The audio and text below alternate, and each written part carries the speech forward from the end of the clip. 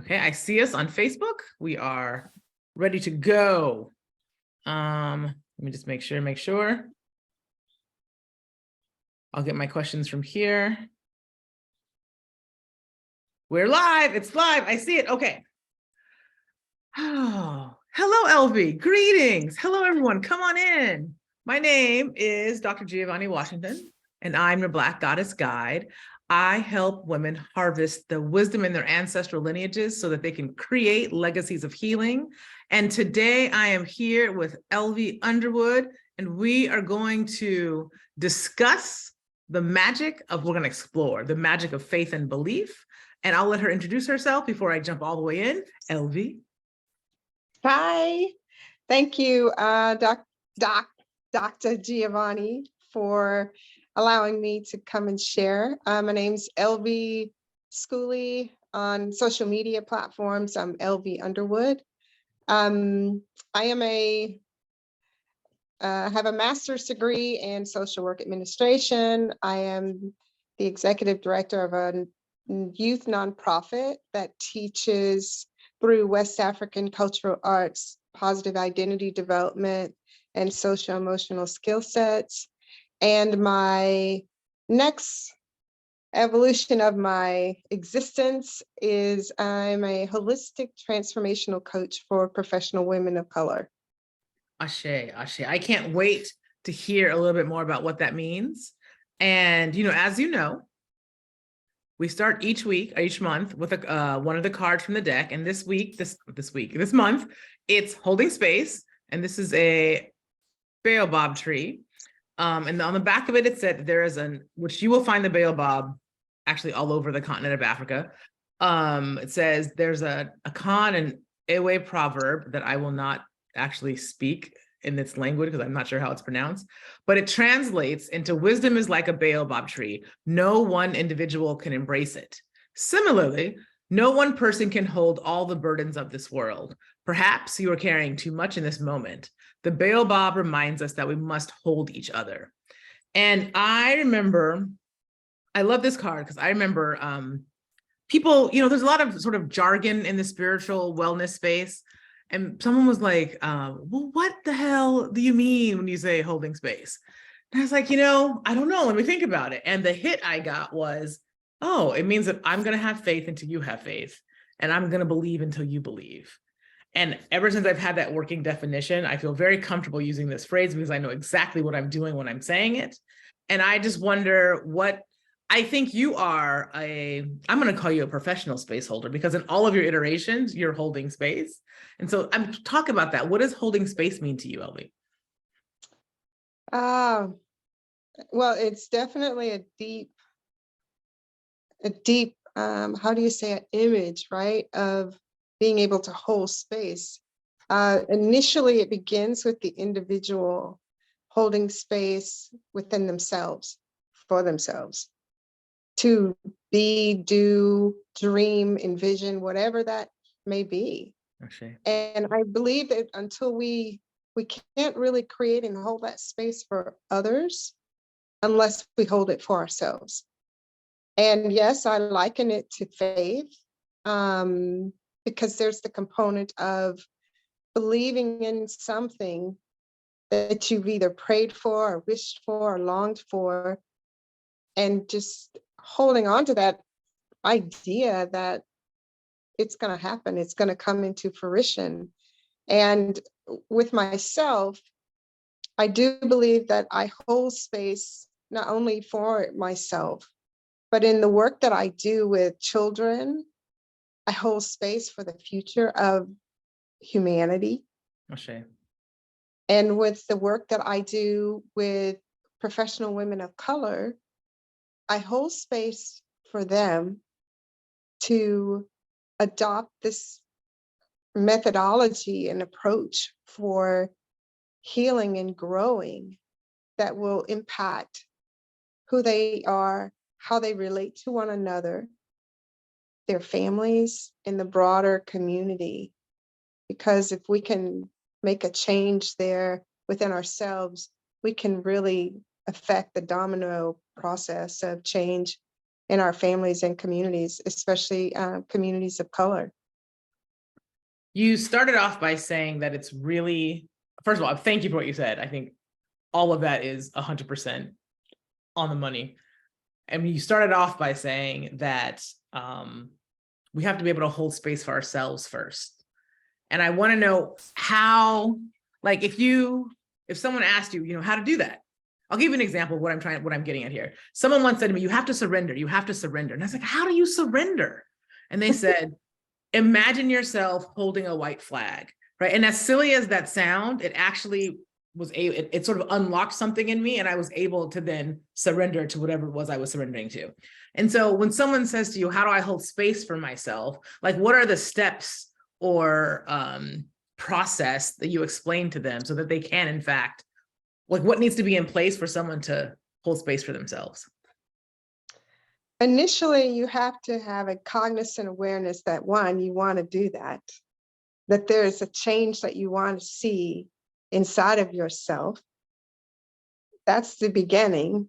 And the process of envisioning yourself for something new, there are many layers, right, of trauma, of experiences that each of us possess.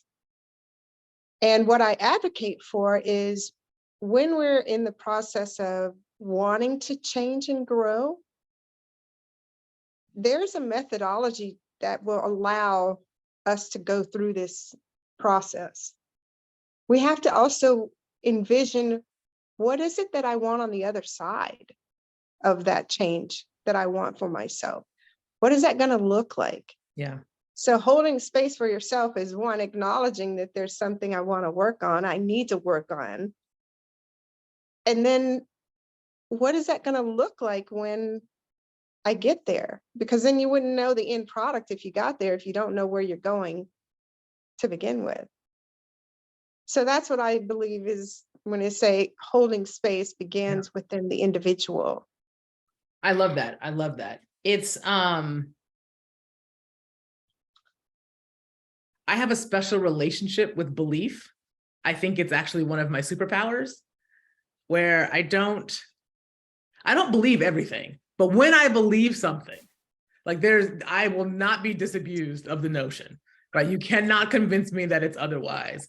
And so when that power is turned on myself, right, I can, because usually it's for other people, but when it's turned on me, I can see how that can sort of expedite and facilitate the process of healing. And I think I want to know, when did this come up for you as a quality? Like, when did you know that you were a space holder? Or what was the path to you becoming a space holder? Yeah. So when in 1999, I became a licensed registered massage therapist in Texas.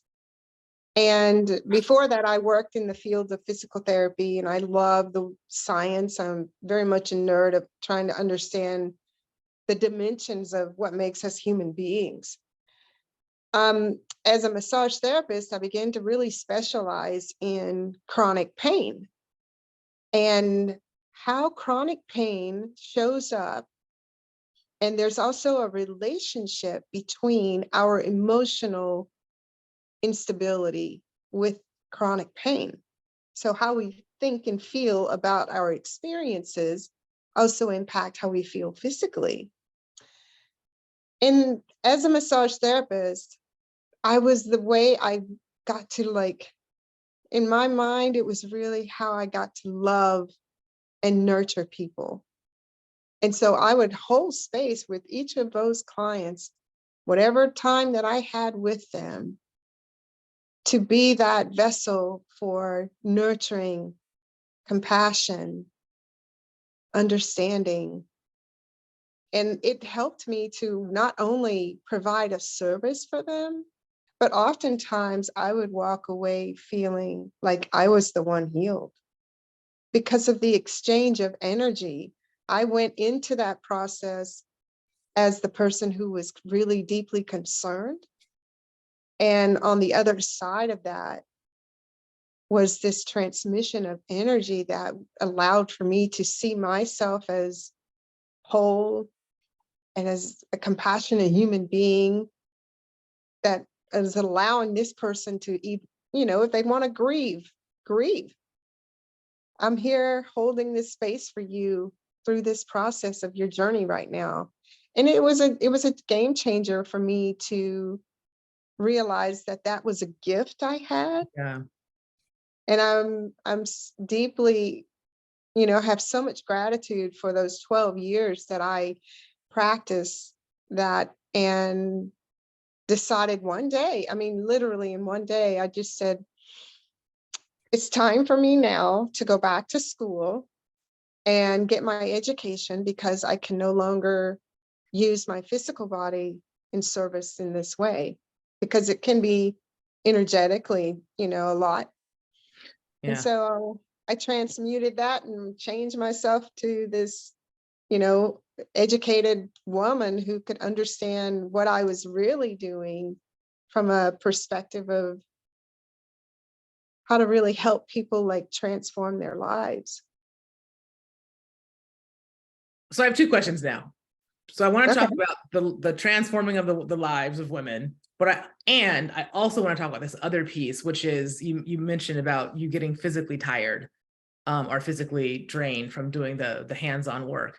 And it makes me wonder, something we talk about almost every month is how to pour into yourself and how to make sure that you're giving from the overflow, and how important that is in this case, specifically to your ability to hold space, or your ability to have faith and your ability to have belief. Like it's a difficult journey. It's a difficult hill to climb to belief and faith when you're exhausted.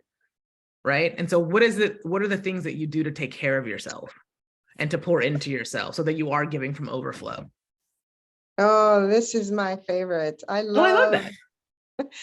I'm my lifestyle is so by the book.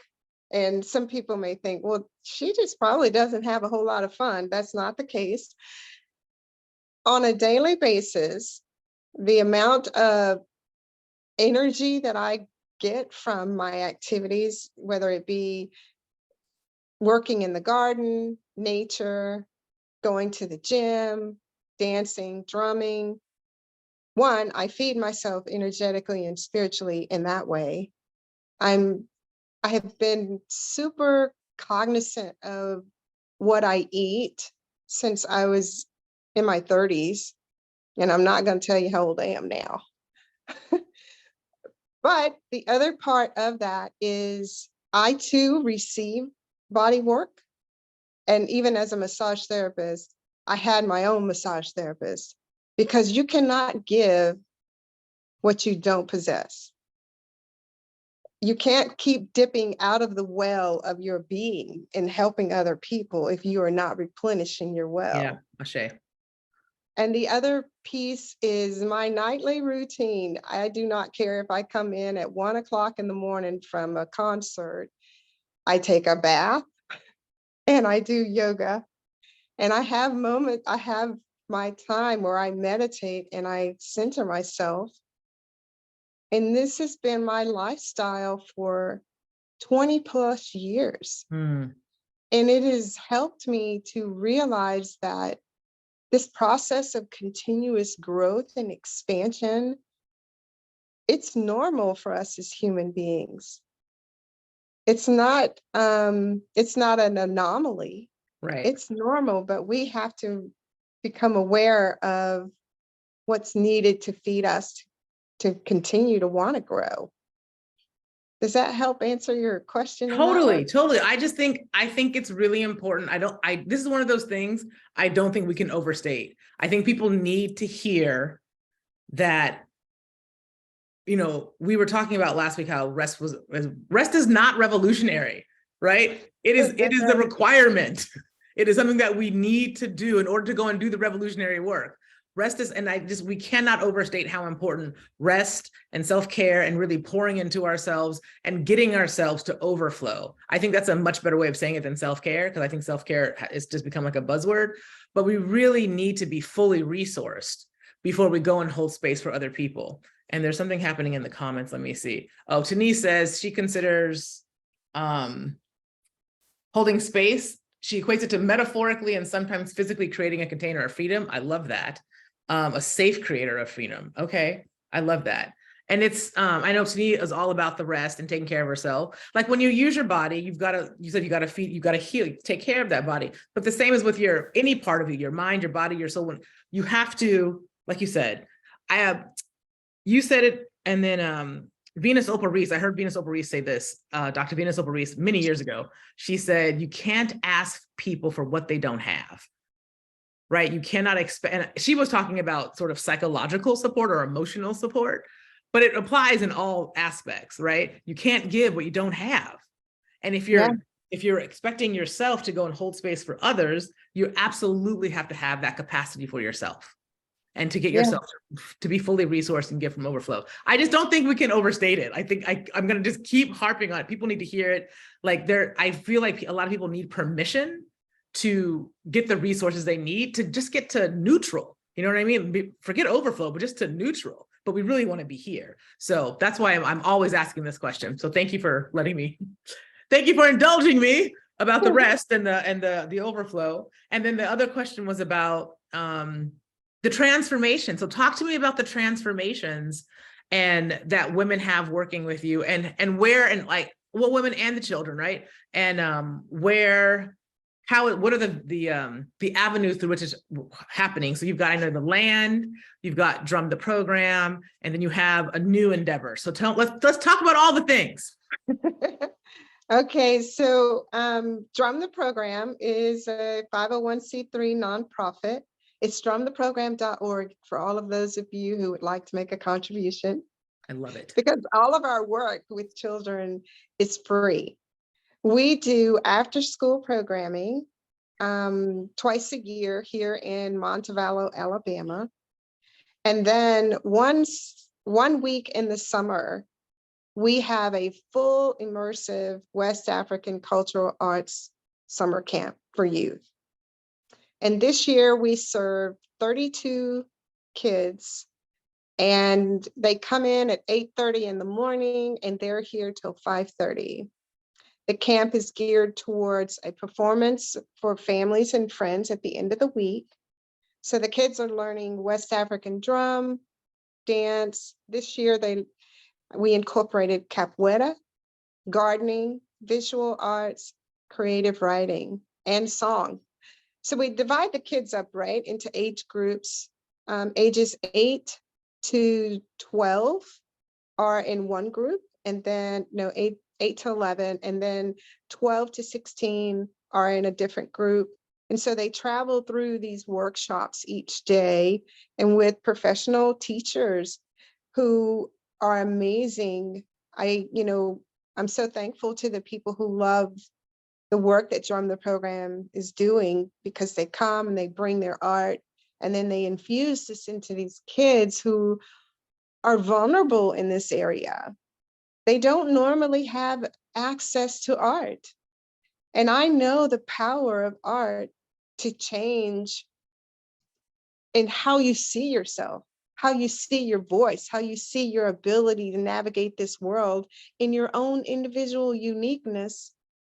So we give that to kids. And I really appreciate how the people around in this area, including Birmingham, they have just received the offering of Drum the Program in such a wonderful way. And we are now in some of the schools in Jefferson County. And so that in itself is such a blessing to realize that our program is part of a curriculum. So that is impacting kids' lives in a really wonderful, wonderful way.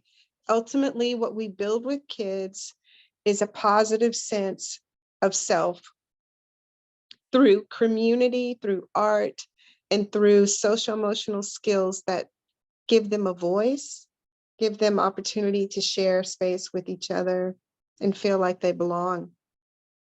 And all of that happens here on the land in Alabama, it's a beautiful piece of property, and I'm super thankful for the opportunity to be the custodian of it during my lifetime. The transformational coaching Oh, I'm so excited about this. It has been such a wonderful journey to take this tool set that I live by, that I spoke to you about a few minutes ago, and transcribe that into a curriculum. I was married for 15 years when I was young, and our relationship ended because of verbal abuse, emotional abuse, and spiritual abuse. And when I walked away, the light inside of me was slowly being turned off. And I could feel myself going down this hole of nothingness. And I wanted to get back to who that little girl I remembered that Yeah. used to be so happy. And so when I walked away, I had to find a way to heal so that I could understand these experiences through a lens that allowed me to gain wisdom and not just punish myself and or punish him. So that's the Jewels Inside program. It came from this life of experience that I had where I needed to heal and grow and envision myself into the future doing something that I really love to do. It's a 7-week program, and it is based upon women coming together through a cohort process. I don't work with women individually. We work as a collective. The first 6 weeks is an experience through the virtual community. We have an amazing, beautiful Jewels Inside curriculum that is a guide, and a guide to help women understand how to tell their story, how to recognize and let go of shame, judgment, and criticism so that you can accept yourself, accept the experiences that you've gone through, take back your power by understanding what those emotional responses are based upon that, what you've internalized. Because when you come from that place of emotion around it, that's the only power you have.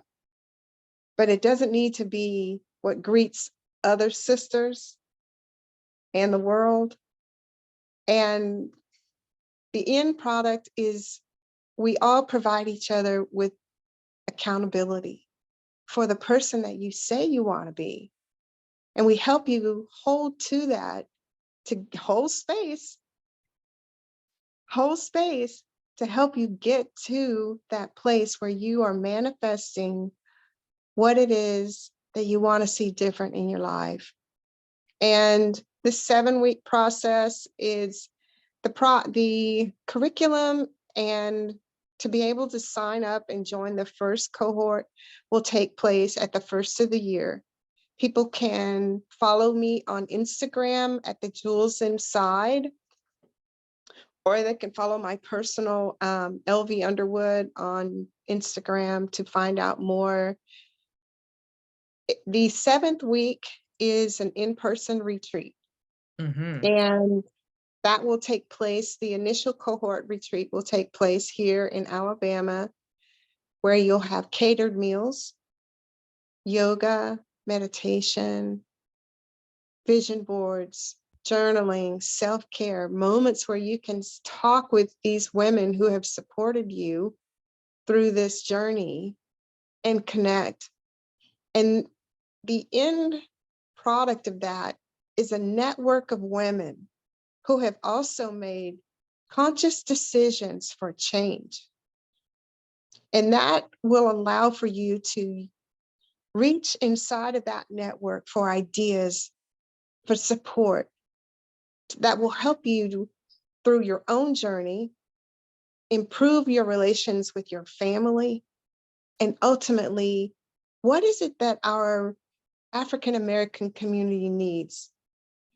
What are the changes that we need that we need to do ourselves in our own communities. And what I'm saying is, you don't have to do it by yourself. Right. That's There what I'm are hearing. lots of us here to help you, but we have to first do our own work so that we can be aware of what the things that we need to heal from, grow from, and then envision the change. So the jewels inside, it's a beautiful experience, and I'm working with a yoga instructor who has been through her own story of change and transformation. Each person who's bringing something to the table of this process has been through an experience that could have taken their life away from them, but they've chosen to do the work.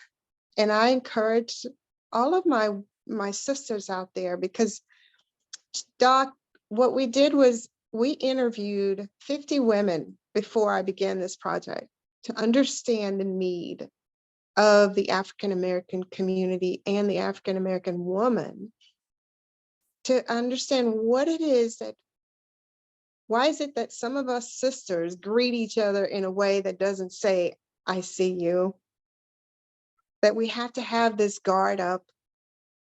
What is that about? And how do we get around that?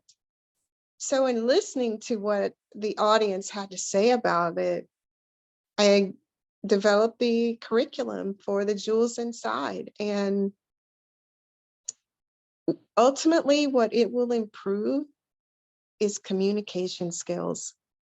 Because if we can articulate how we feel, and we can articulate to others if there's a problem, how we can say that in a healthy way that doesn't put us on guard, we're able to achieve a lot. But oftentimes when we don't have the tools, what comes across is the stereotype of an angry Black woman. Right. And that's not the case. Our individuality is real. I don't like being put in categories, and I don't want to put no one else in that category. And I want us as women of color to know that that subconscious programming is real, but we have to also do the work individually and collectively to make that change for our own communities. And I don't think I'm dreaming too big. Absolutely not. I wonder though, do you find, because you mentioned a couple times this notion of greeting, I guess, not from a queenly place. Do you find that happens with women above a certain age? Because in my experience, I find that the I don't know if they're millennials or even younger than millennials, there's a way that the youngsters are lifting each other up that didn't exist when I was their age. And I'll say I'm 47, so I'm talking about 20 years ago, right? And so I'm wondering, do you think it's a generational thing, and the way that we're holding on to our hurt in a way that maybe the youngsters are not? I'm saying youngsters. This is hilarious to me, because in my head, I'm a youngster, but I'm really not. I'm a middler. A middler. I'm a middler. An Yeah. elder in training, we'll call it that. Do you think it's generational at all? Or do you think, is that not your experience? I think that it's generational, but here's what how I really see it. And I remember being young. Oh, the world is wonderful. All of those things that my parents talked about, that's not my reality. That happened way in the past. So we go through this process of living inside of the United States in these institutionalized racism structures.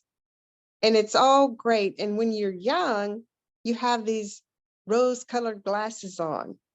And then you start to see. You start to realize the limits that are before you. But when you're young, you don't recognize those things because you haven't had enough experiences to internalize that, oh, I have brown skin and that's what's going on here. So those are experiences that has led us to these places of struggle. and suffering. You know, the idea for how we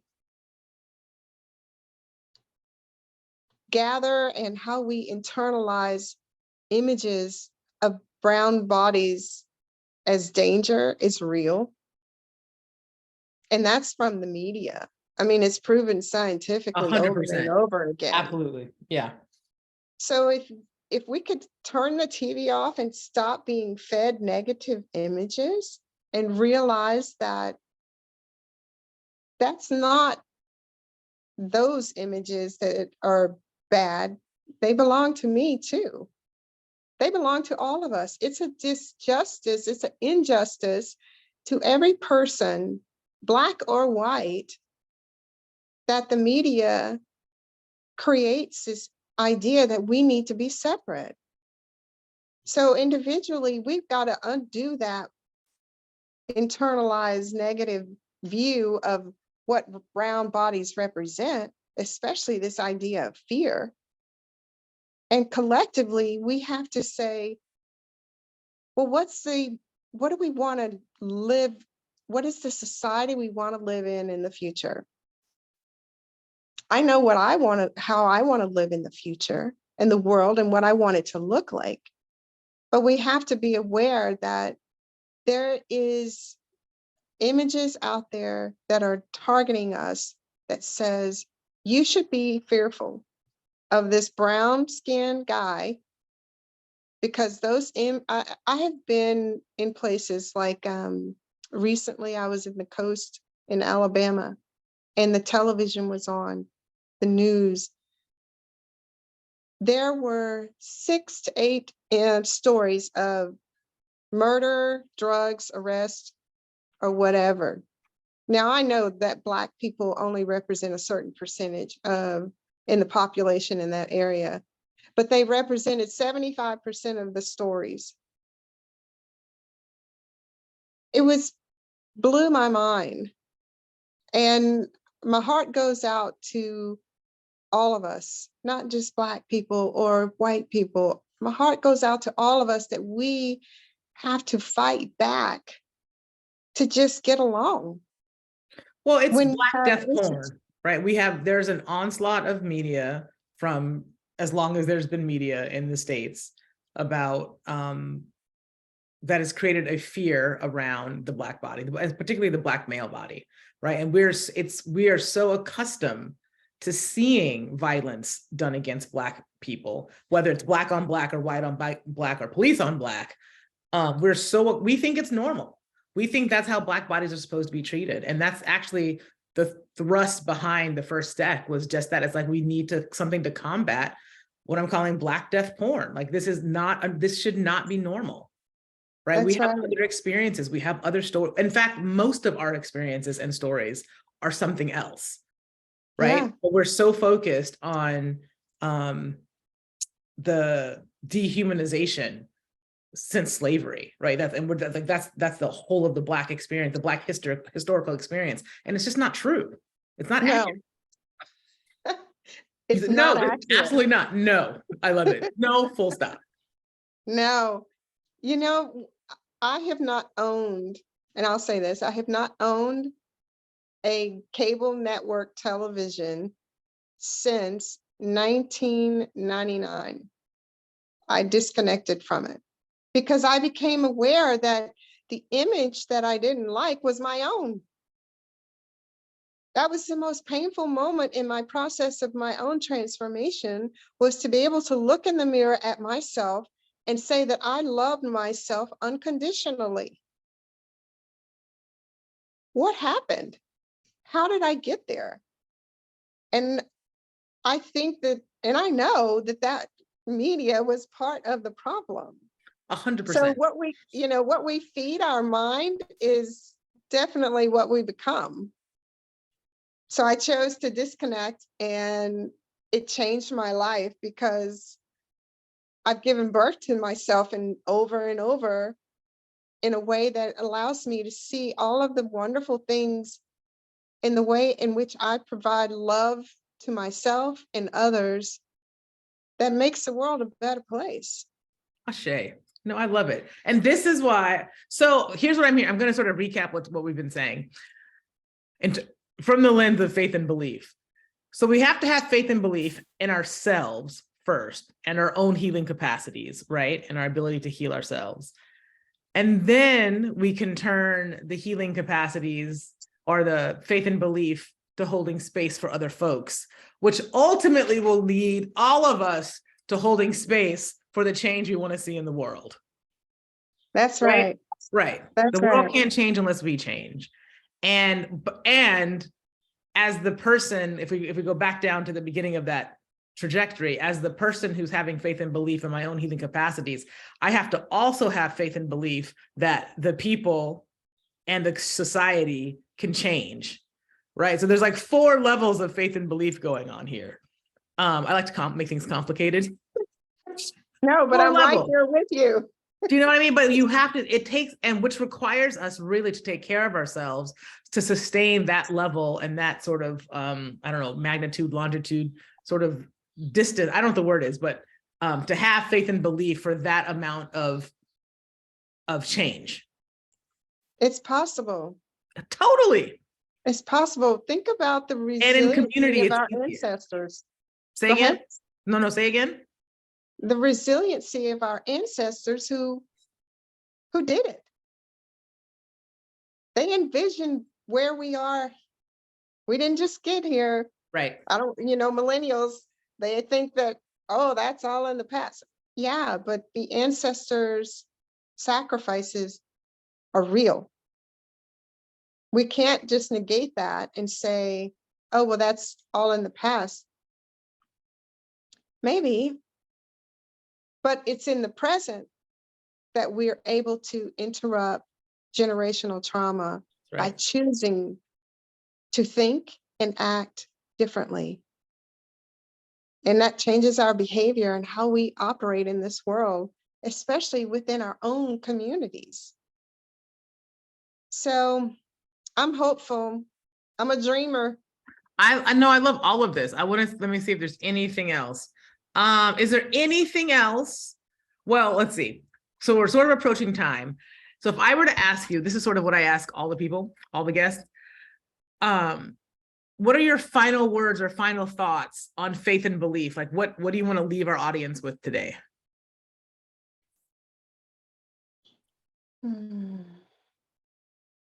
Believe in yourself. Believe in the dreams that you have. Believe in that voice of your intuition. And dream bigger than what you are even dreaming right now for the possibility of how you want our society to be in the future. And I have a part 2. Question part A. If people are struggling with faith and belief, what is something they can do to sort of release the tension around their lack of faith and belief?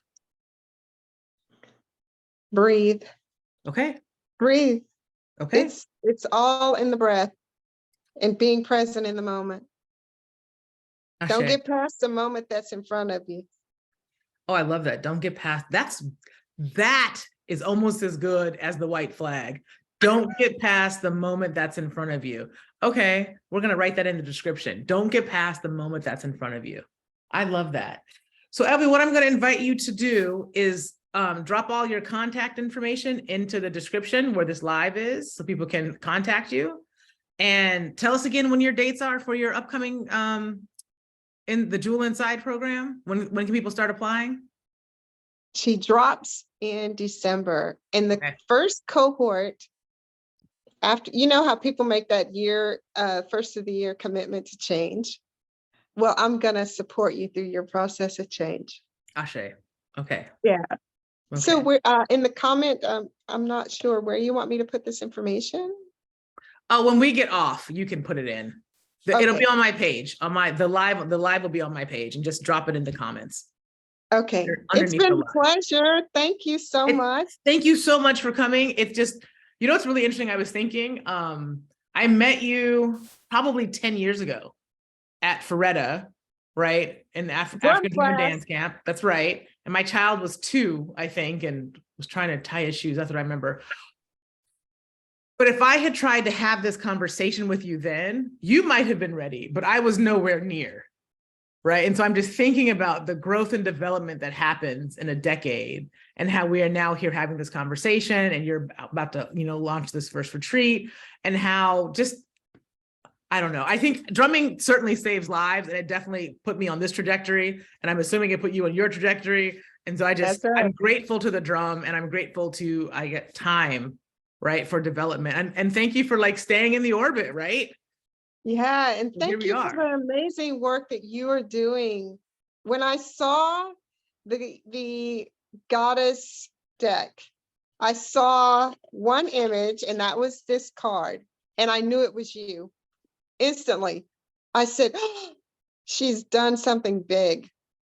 Ashe.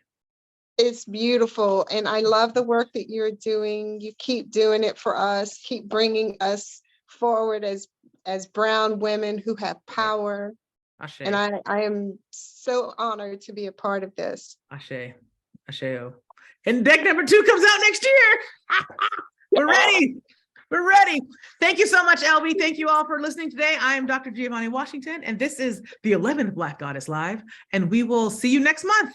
Thank you. Bye.